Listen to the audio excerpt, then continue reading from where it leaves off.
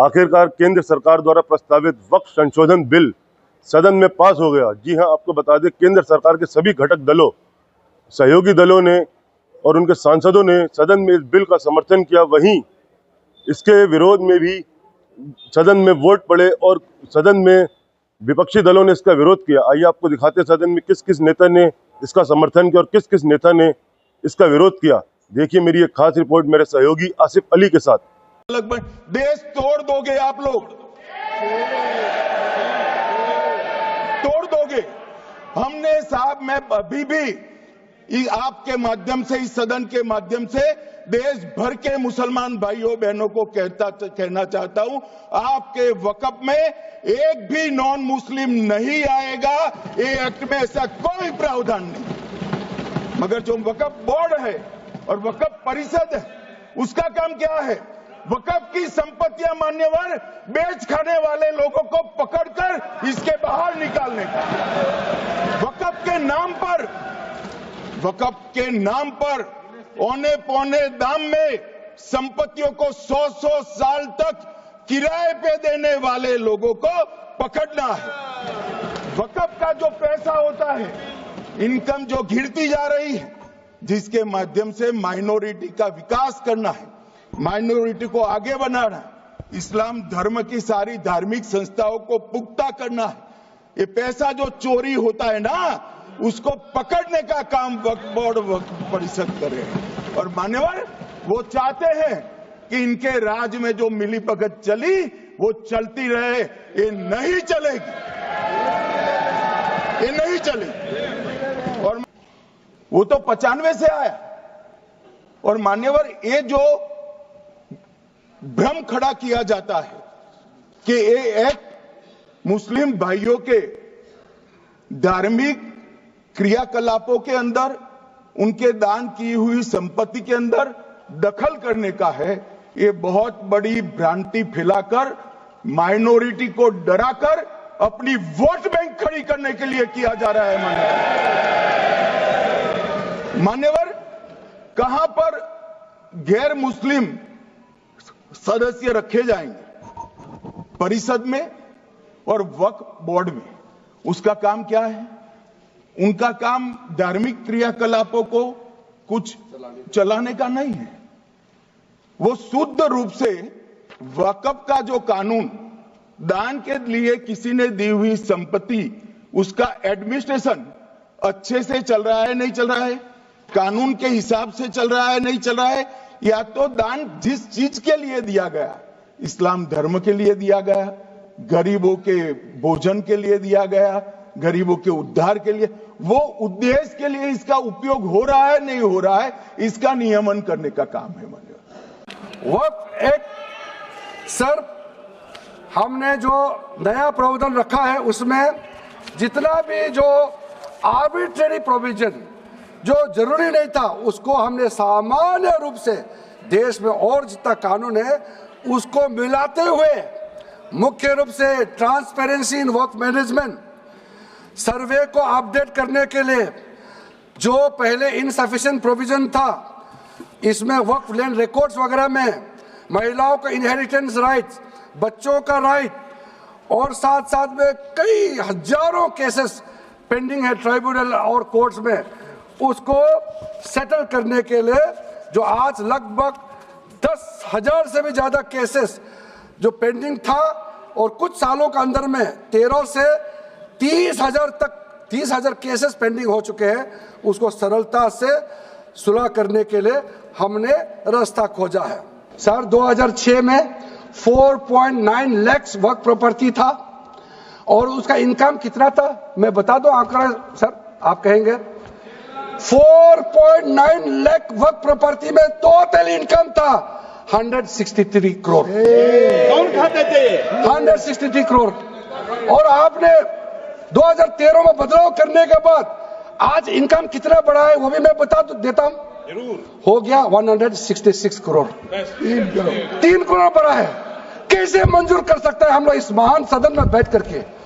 अगर इतना 10 सालों के बाद भी दुनिया का सबसे ज्यादा प्रॉपर्टी का टोटल इनकम जनरेशन 3 करोड़ बढ़ता है, तो ये हम कभी मंजूर नहीं कर सकते अध्यक्ष महोदय। इसलिए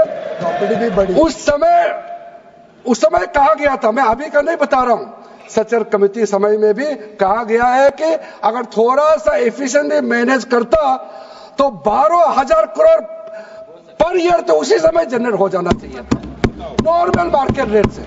और 12,000 करोड़ अगर वो प्रॉपर्टी से रेवेन्यू जनरेशन करता है, कितना लाखों करोड़ों मुसलमानों को फायदा होगा, आप सोच के देखिए।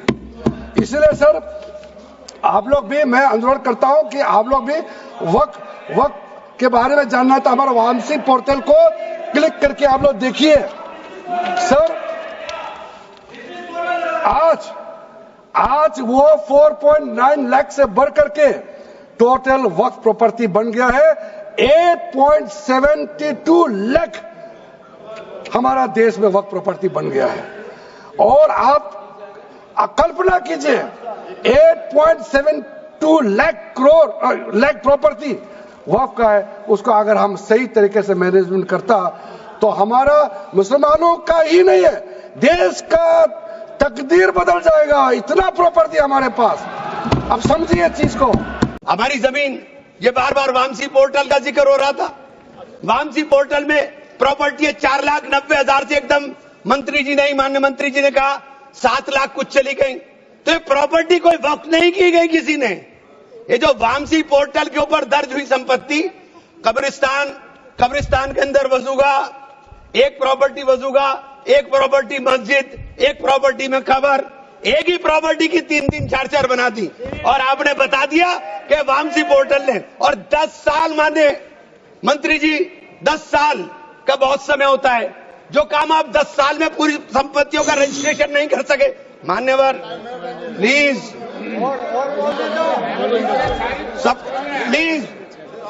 आप मान्य नहीं, वामसी पोर्टल पर आपने बार बार 10 साल में काम नहीं कर सके। आप कह रहे हैं कि 6 महीने के अंदर सारी संपत्तियों का रजिस्ट्रेशन करा लेना, और सारी संपत्तियों का अगर रजिस्ट्रेशन नहीं होगा तो वो संपत्तियां वक्फ की नहीं बचेंगी। रजिस्ट्रेशन कौन करेगा? रजिस्ट्रेशन आपके अधिकारी करेंगे। जब 10 साल में नहीं कर सके तो 6 महीने में कैसे करेंगे? और ये पूरी तरीके से संविधान विरोधी कानून है। साथ अनुच्छेद माननीय मंत्री जी कह रहे हैं कि जमीन चाहे वो रेलवे की हो, चाहे वो डिफेंस की हो, वो भारत की जमीन है। मैं भी स्वीकार करता हूं कि रेलवे की जमीन भी भारत की है, डिफेंस की भी जमीन भारत की है। क्या डिफेंस की जमीन नहीं बेची जा रही मंत्री जी? अध्यक्ष महोदय, क्या रेलवे की जमीनें नहीं बेची जा रही हैं? अध्यक्ष महोदय, केवल यहां तक नहीं, कितना हस्तक्षेप होता है। वक्फ भी भारत के, इसीलिए तो कहीं ना कहीं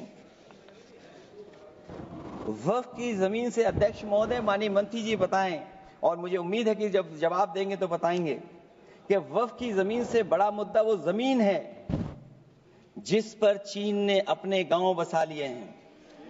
लेकिन कोई बाहरी खतरे पर सवाल बवाल न करे, इसलिए ये बिल लाया जा रहा है। और माननीय मंत्री जहां से आते हैं, जिस प्रदेश से आते हैं, कम से कम ये तो बताएंगे कि वहां कितने चीन ने गांव बसा लिए, घर बन गए हैं। अध्यक्ष महोदय, आपके माध्यम से सरकार गारंटी दे कि वक्फ की जमीन कभी भी किसी भी पैतरेबाजी से किसी और मकसद के लिए किसी और को नहीं दी जाएगी। वक्फ की वर्तमान व्यवस्था में चाहे 5 साल के धर्म पालन की पाबंदी की बात हो, या कलेक्टर से सर्वेक्षण के हस्तक्षेप की बात हो, या वक्फ परिषद या बोर्ड में बाहरियों को शामिल करने की बात हो, इन सब का उद्देश्य मुस्लिम भाइयों के सार्वजनिक अधिकार को छीनकर उनके महत्व और नियंत्रण को कम करना है। ट्रिब्यूनल के निर्णय को अंतिम न मानकर उच्च न्यायालय में लेकर जाने की अनुमति देना दरअसल जमीनी विवाद को लंबी न्यायिक प्रक्रिया में फंसाकर वक्फ भूमि पर कब्जों को बनाए रखने का रास्ता खोलेगा।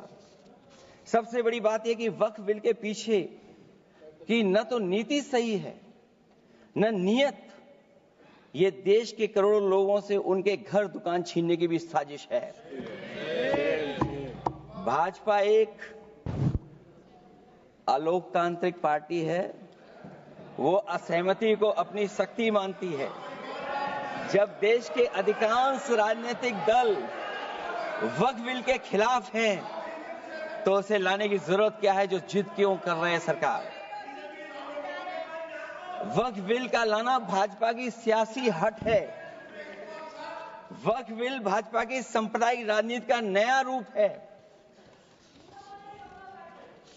वो तो आपको काटेगा, और इसलिए काटेगा कि अध्यक्ष महोदय बाहर ये लिखते हैं सत्यमेव जयते, बाहर है लिखते सत्यमेव जयते, भाजपाई अंदर असत्य बात कहते। भाजपा वक्फ बिल लाकर अपने उन समर्थकों का तुष्टीकरण करना चाहती है जो भाजपा की आर्थिक नीति, महंगाई, बेरोजगारी, बेकारी और चौपट अर्थव्यवस्था से उसे छटक गए हैं। क्योंकि अध्यक्ष महोदय, जब से वोट में गिरावट आई है, और खासकर उत्तर प्रदेश में भी, तब से भारतीय जनता पार्टी की कोशिश है कि अपना वोट कैसे संभाला जाए। ये वोट को संभालने के लिए बिल लाया गया है। भाजपा का लक्ष्य वक्फ की जमीनों पर है। इन जमीनों का नियंत्रण अपने हाथ में लेकर इन जमीनों को पिछले दरवाजे से अपने लोगों के हाथों में दे देना चाहती है। भाजपा चाहती है कि वक्फ बिल लाने से मुस्लिम समुदाय को लगे कि उन पर हक को मारा जा रहा है, वो उद्वेलित हों और भाजपा को ध्रुवीकरण की राजनीति करने का मौका मिल सके। क्योंकि अध्यक्ष महोदय, भाजपा का लक्ष्य यह है कि ध्रुवीकरण हो, क्योंकि वो जानते हैं कि ध्रुवीकरण जितना होगा उससे वो लाभ उठाने में आगे रहेंगे। तो ये वक्फ बिल जो लाया जा रहा है, वो अपनी वोट बैंक को संभालने के लिए और समाज को बांट करके ध्रुवीकरण करके राजनीतिक लाभ लेने के लिए लाया जा रहा है। और अगर इसके लिए नहीं लाया होता तो पहले से जो जितने फैसले लिए सरकार ने, क्या उससे देश और प्रदेश में कोई बड़ा बदलाव आ गया है?